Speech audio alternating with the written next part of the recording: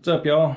It's been a while since I posted anything, but thought I'd give you some updates on my new bike, or new to me bike.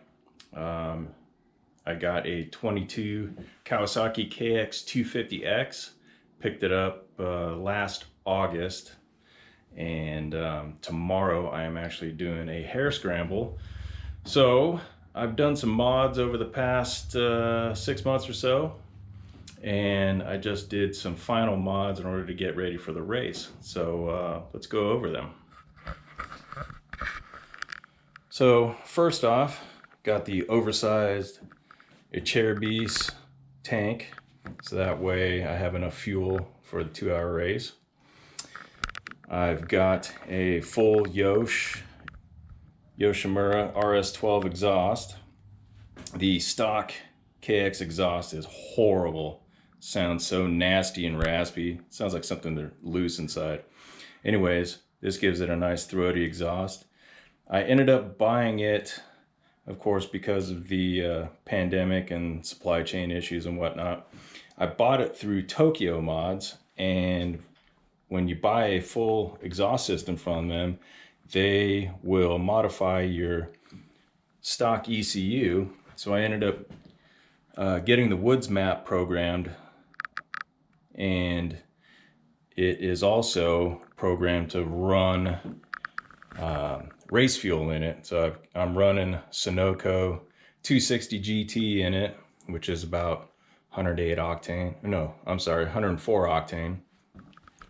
Cut with non-ethanol 90 octane.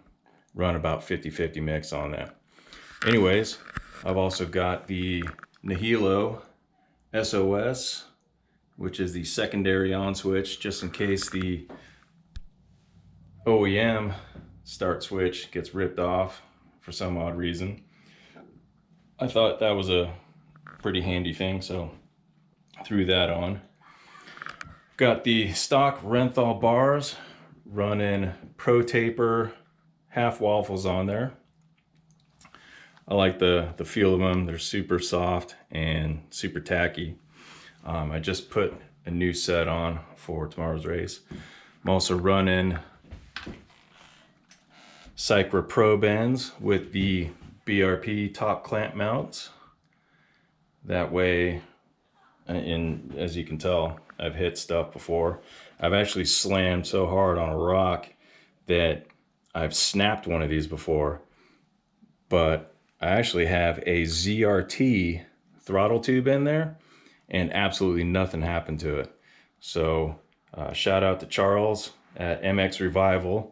I ended up winning it through one of his bike giveaways, and you should check out his channel, MXRevival. Pretty good stuff. He has some kick-ass builds. So also I've got the Tusk rotating lever clamps on there, bar clamps, so that way if I do hit something and hard enough to smash my hand guards, the levers will just rotate on the bars. But also, these stock KX levers are pretty horrendous. So I got these Torque 1 levers on here. They feel pretty nice. I usually go with like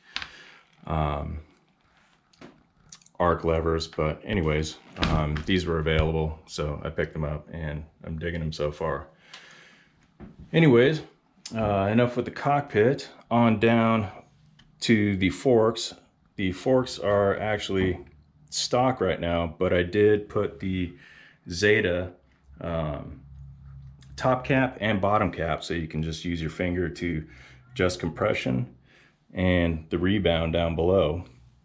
Toolless, pretty easy, and it's also got the fork bleeders built into them. And when I was doing that, I rebuilt the forks with new bushings, new seals and everything. But also Zeta has a free piston in there that flows more oil, and it's made out of billet aluminum versus the stock KYB plastic. So I've got that inside. Can't really tell the difference in suspension action, but in my head, it feels pretty nice. Anywho, on down the road, we go down and just some Farkles that I have on here, like got some Zeta foot pegs, tusk brake pedal, and go on to the other side, a tusk shifter. I pretty much slapped those suckers on right when I got the bike, and these Zeta pegs are really nice. I like Zeta products, they're pretty good, but these pegs are like super grippy. I like them. Alrighty, and then for this, oh, I'm sorry, I almost passed this up, but I've got this Moose Racing HDPE skid plate on here. It's pretty much just like your AXP style skid plates. I actually think AXP or some company makes it, and Moose just throws their sticker on there. But it's nice because it glides over rocks and all kinds of, you know, logs and whatnot. Not that I'm a hard enduro rider, but some of the trails out here in North Carolina are pretty gnarly, so that helps a lot in getting over stuff. And for tomorrow's race, I spooned on some new rubber.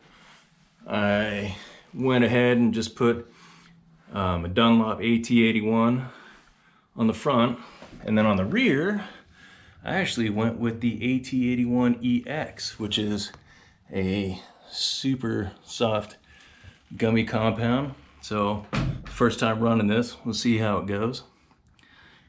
On down, I also had these Bolt Lollipop axle blocks. So for chain adjustments, you just have the one nut right there, and it's actually all one piece. The nut and this little giblet inside here, you just loosen up the axle and then slide these back and forth. You don't need to have a second wrench to lock down the second nut. It's only got the one.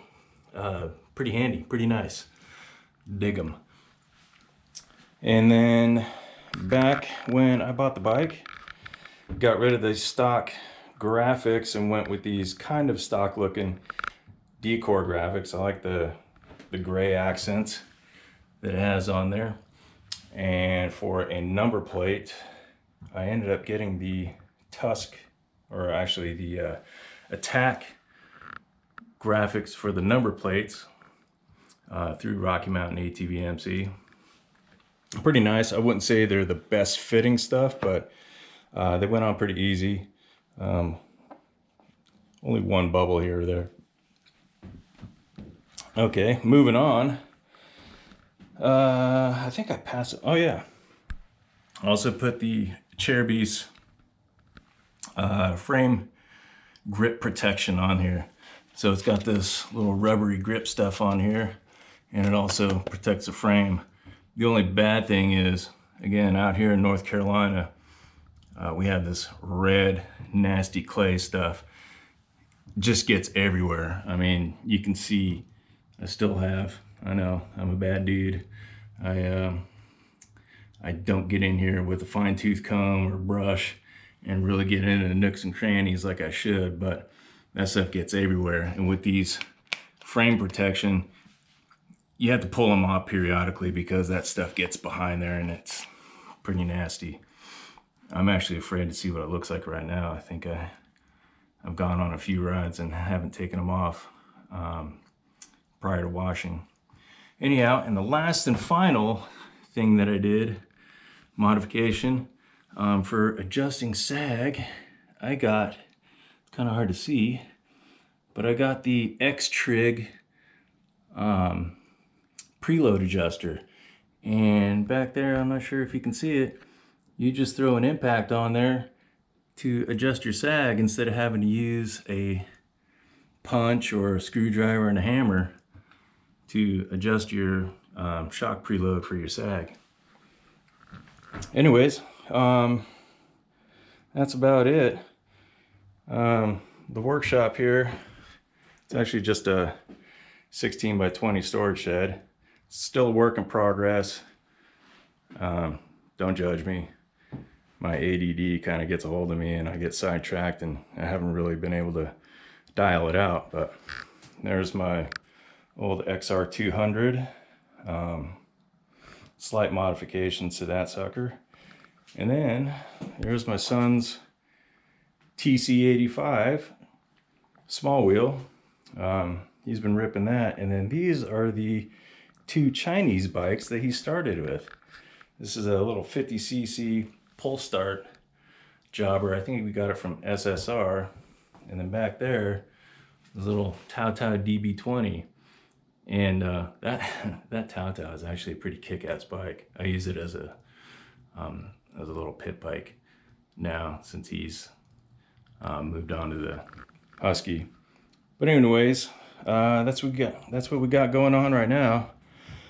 I'll try and post some vids of the race, and in the meantime, I actually have some videos prior, just, you know, out trail riding, whatnot.